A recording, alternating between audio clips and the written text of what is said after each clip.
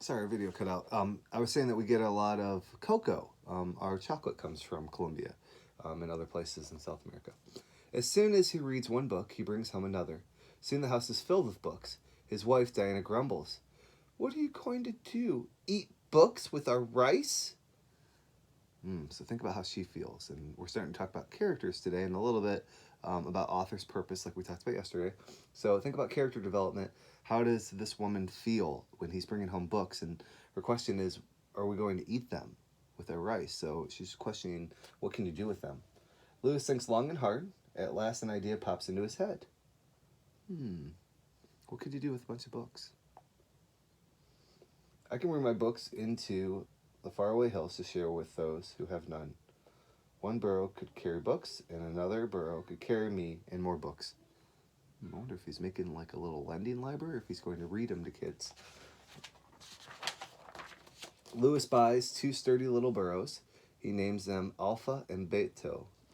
Now, let's look at the picture. Who are Alpha and Beto? So we know we have the main character is the gentleman Lewis. His wife was a character. And then we have two more characters now. He builds crates to hang on their backs and paint signs. Biblioburro, the Burro Library. So there's a library there. Then Diana fills the crates with books.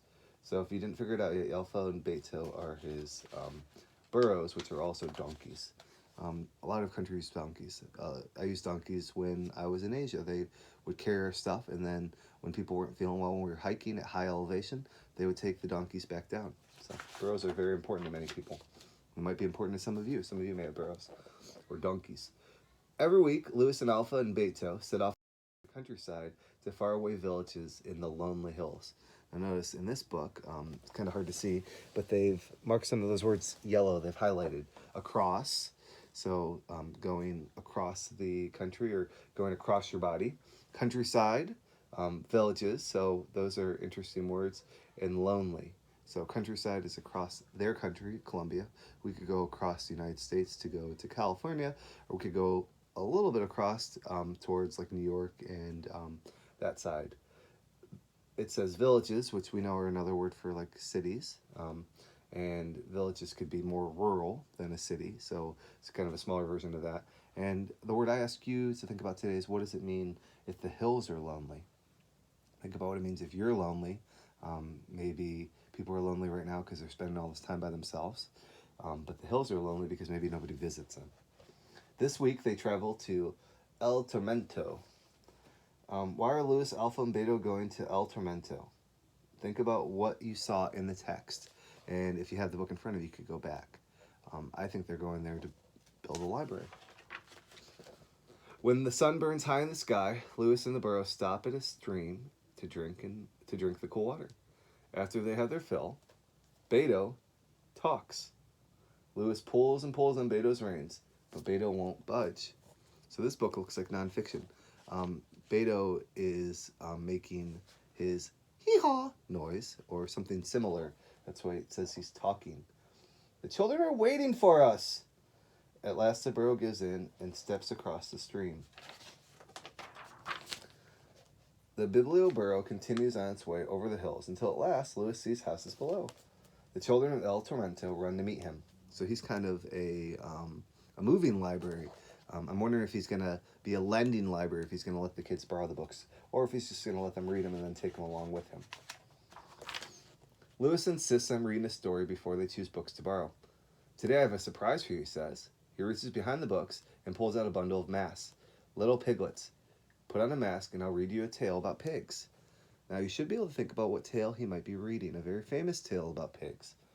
And then also think about why it is important that he's going around reading these books to these kids. Why is that so important?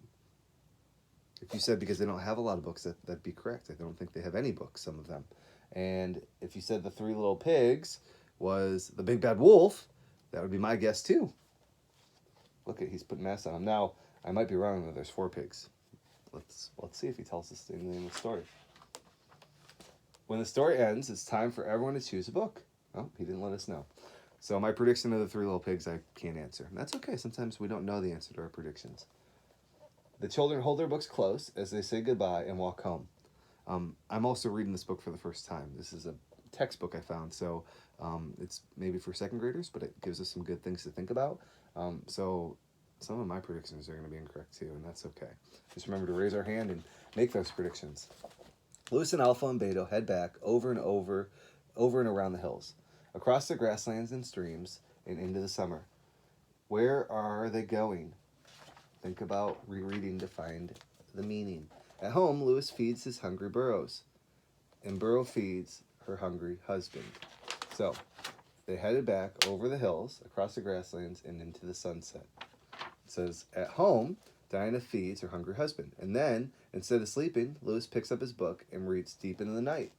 Far away in the hills, candles and lanterns burn as the children read borrowed books deep into the night, too. That's cool. So he gives them, and then he goes back. It says about the illustrator and author. Her name is Jeanette Winter. It's important that we understand her purpose.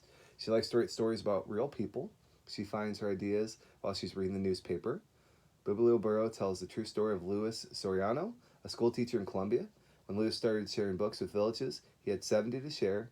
Now he has over 4,800 books. Author's purpose. Why do you think Jeanette tells Louis this story?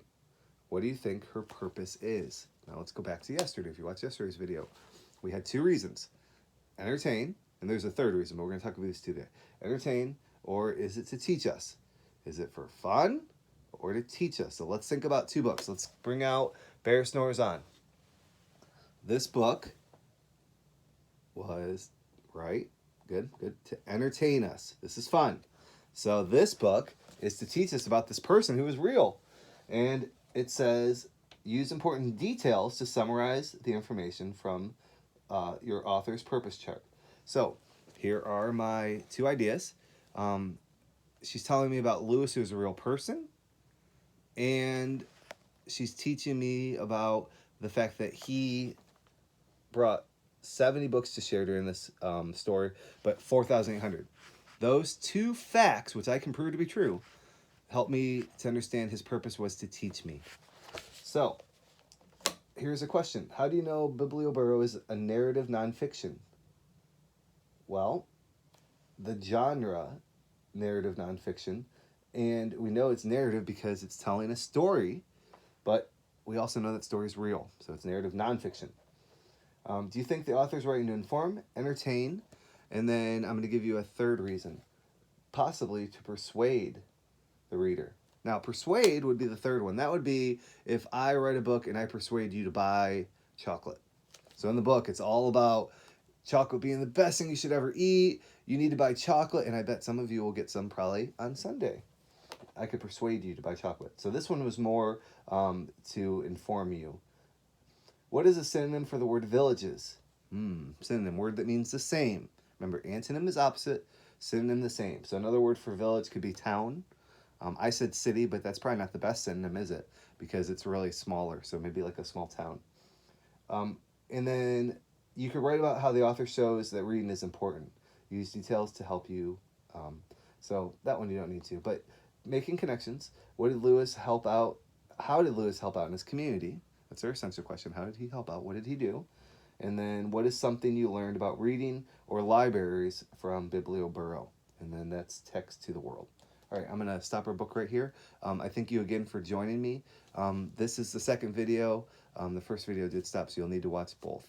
And I look forward to hearing from you and seeing you tomorrow. Remember, Monday again at 5 o'clock will be our next Zoom. And you're going to bring a book to share. So I brought my book to share. Maybe you can share a book of your own and give me a sentence or 2 about your book. All right, talk to you soon.